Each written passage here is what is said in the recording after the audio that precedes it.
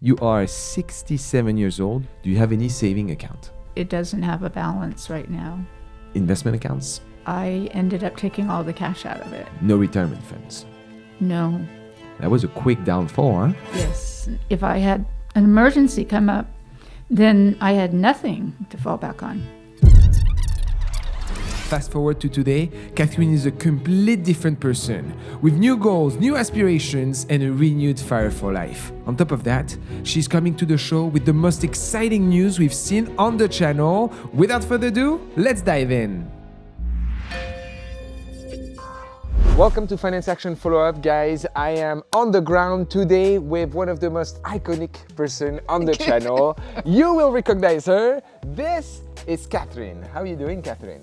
I am actually doing fantastic. Thank you for asking. I love to hear that. Yes. Some of you may have seen the video, which has reached now over 220,000 views, Oh Catherine. my God. And also we also had your update that had over 30,000 views. So you've been really the most popular person on our channel. And today I know that you have a crazy update for us. But before we dive into that, if you had not had the chance to watch those videos, I'm gonna put the links right here for the original one and right here for the update. Now, this is months later. So Catherine, today you are 68 years old. Yeah. At the time of our recording, you had found yourself in a pretty tough financial situation. We even thought potentially about filing for bankruptcy because you had about $20,000 of credit card debt and not much on your checking account. You had pretty much no savings, no retirements. It was looking a little bit tough. Yeah. But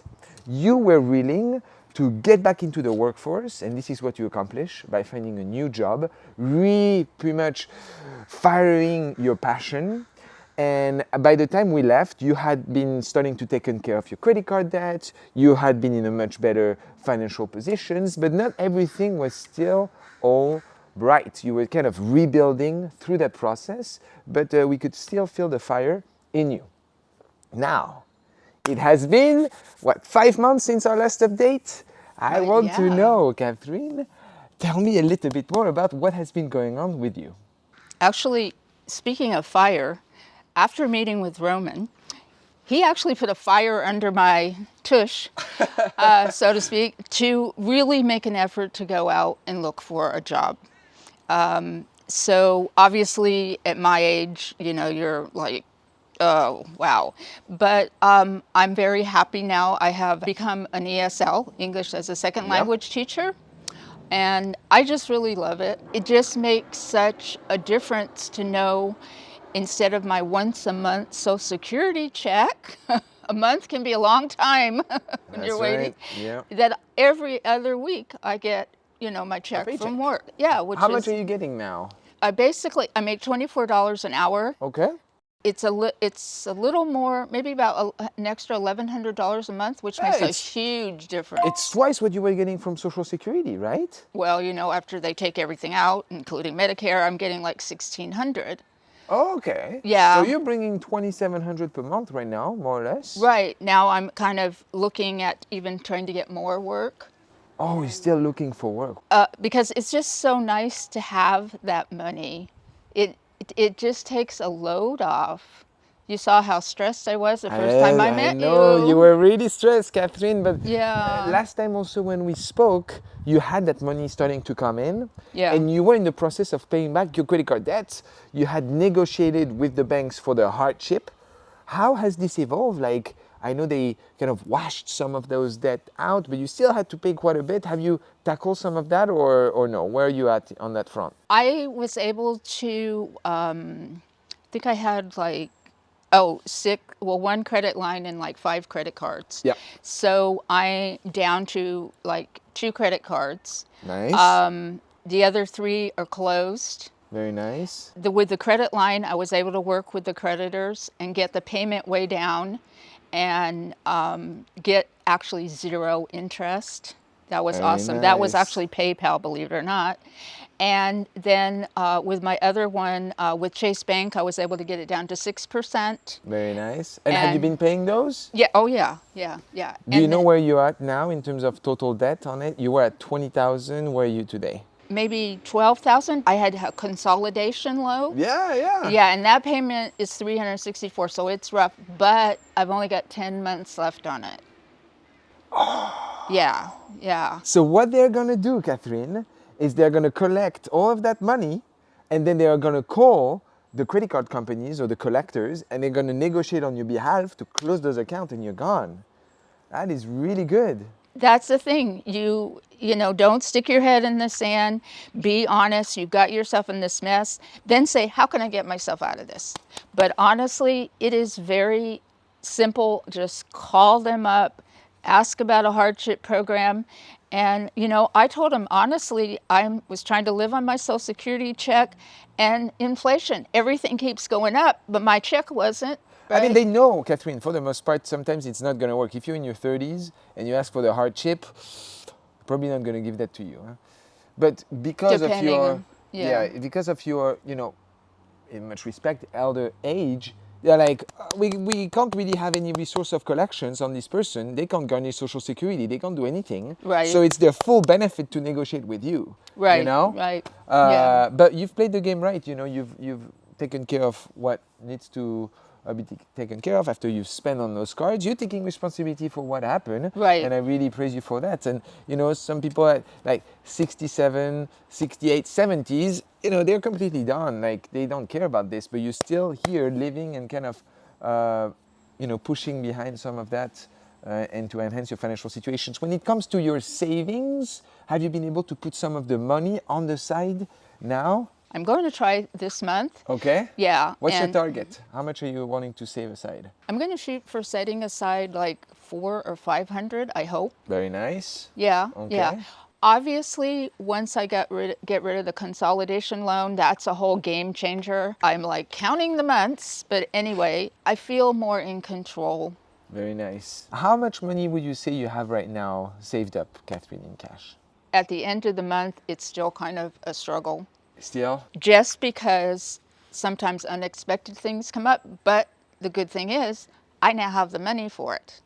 Yeah, before... But guys, I want to do a quick aparté. At the time that I met Catherine, you were losing money every month. You were going down. Yeah. And today, you're not upside down, but you're paying your debt. You see what I mean? Like, it's really 180. Yeah. Now, Catherine, this is the moment that we've been waiting for.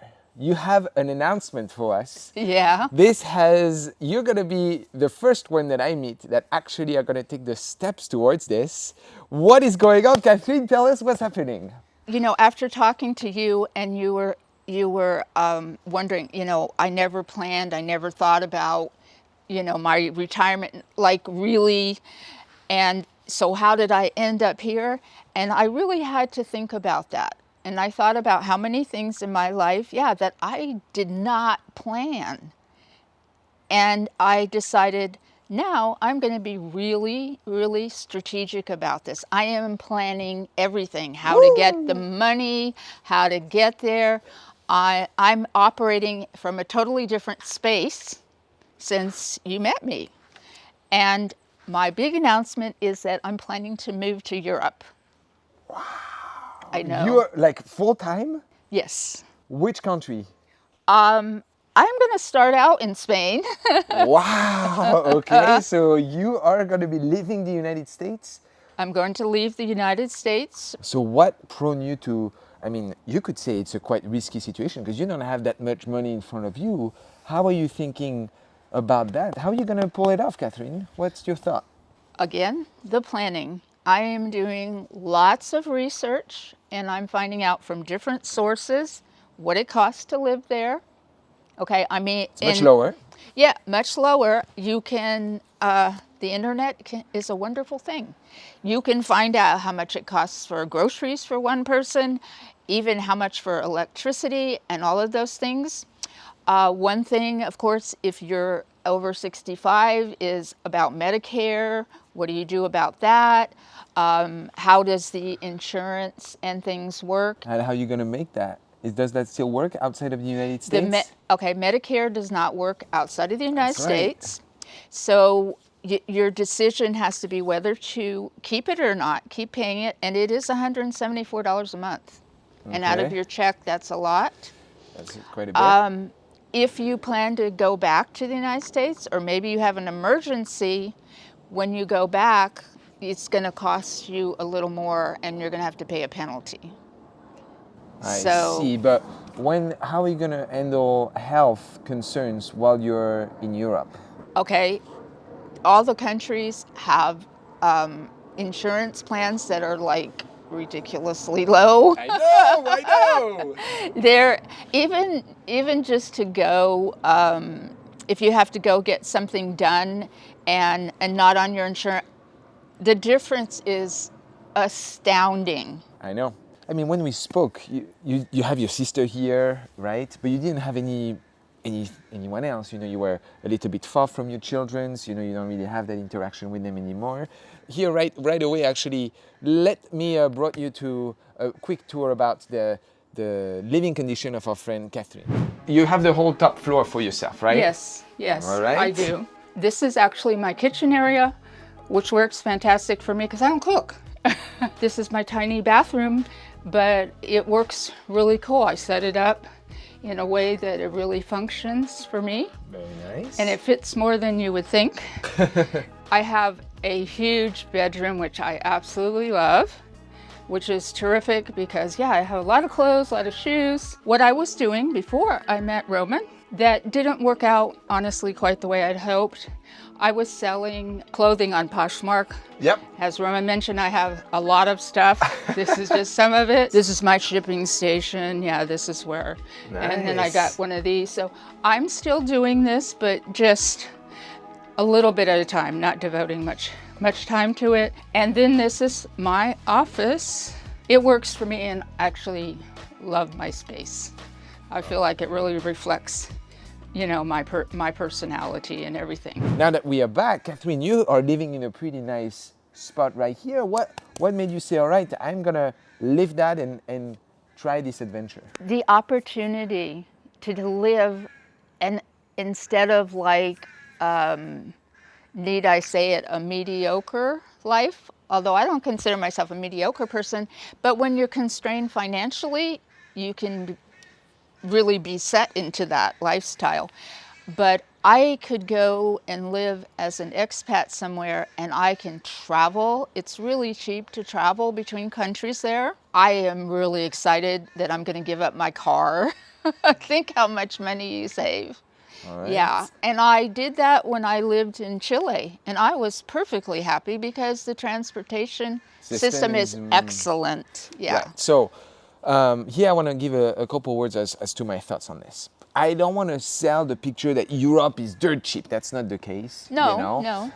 Depending on the countries like Spain, Portugal, those are definitely more on the affordable scope of Europe. If you go to, like England, France, Germany, Switzerland, forget about those. You're going to be deeply underwater. But with $1,600 or so that you're going to be making on Social Security, I mean, when you think about just the average salary of a person in Spain, it's about $1,000 to $1,500 or so. So you're going to have a decent life. You're going to have a decent life.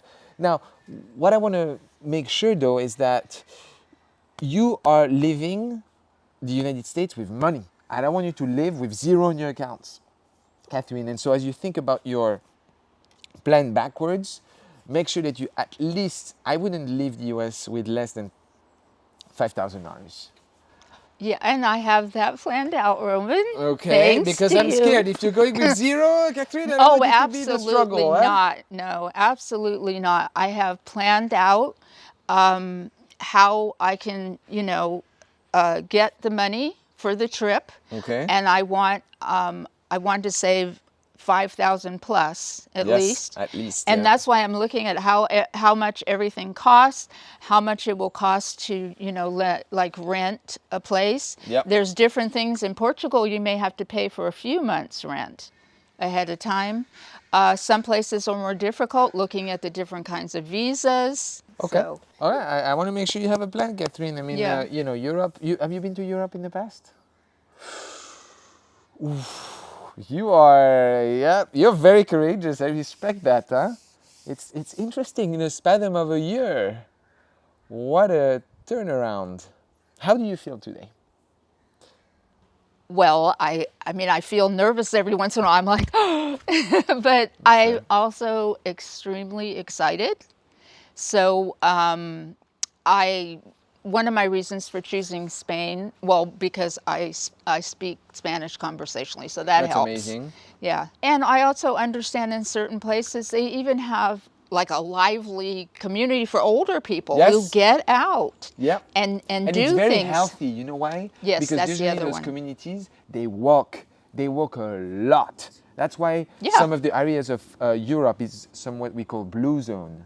It's Right. because they need to engage. Here in the United States, especially in big countries like this, especially if you're in New York and so on, you take the car for everything. Literally, you go in your house, you go take your car for something.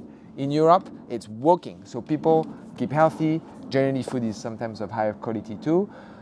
Wow, I respect your courage and your initiative on this. I feel excited. I will want to know when I'm going to France. I will have to pass by and see how your life is doing in Europe. Okay, you were in what could have seen as a terrible situation a year ago.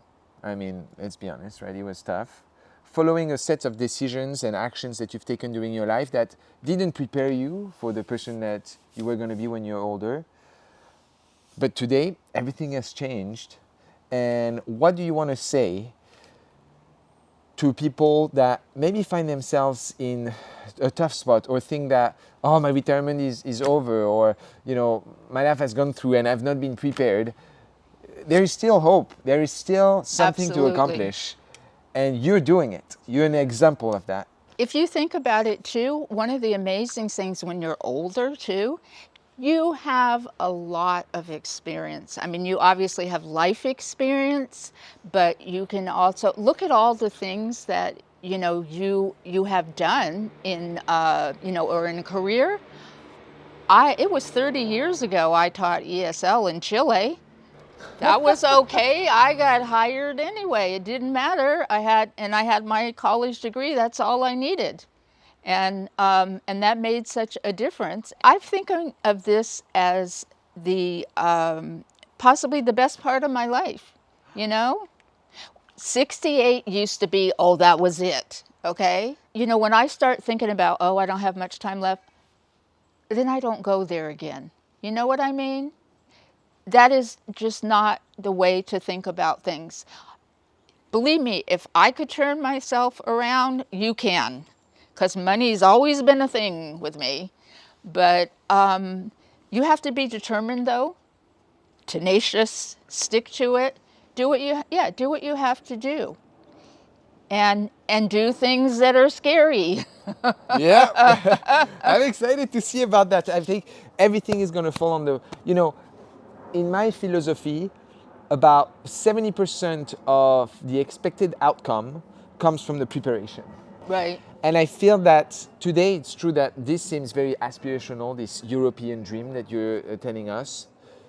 I still feel that you can pull it off the nice way, but it all's gonna come up to the preparation, especially if it's your first time out there. But Europe is very welcoming to people like yourself. You speak the language, you're very culturally open and so on. And so I feel that as a pure European, I think that you're gonna have an excellent time. There will be things that might not go the way that you expected.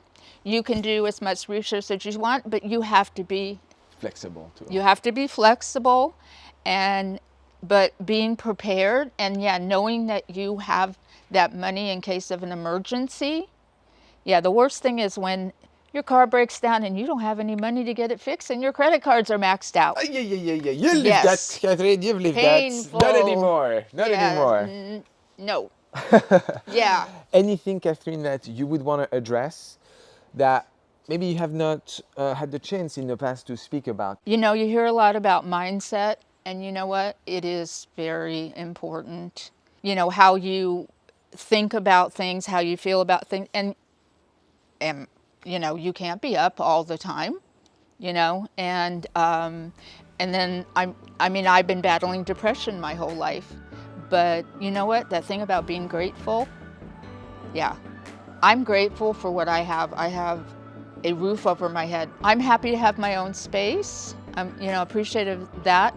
So be grateful for what you have, but that doesn't mean don't strive for more. Excellent. And we'll end with that, guys. Thank you so much for following along on those finance action on the ground with some of the most iconic individuals from the show. Catherine, I look forward to see your trip to Europe. We'll be reconnecting throughout that time. We'll be following up with you as well in the future as always. Guys, we invite you to check out our other videos. Until then, thank you again, Catherine. I see you guys next time. À bientôt.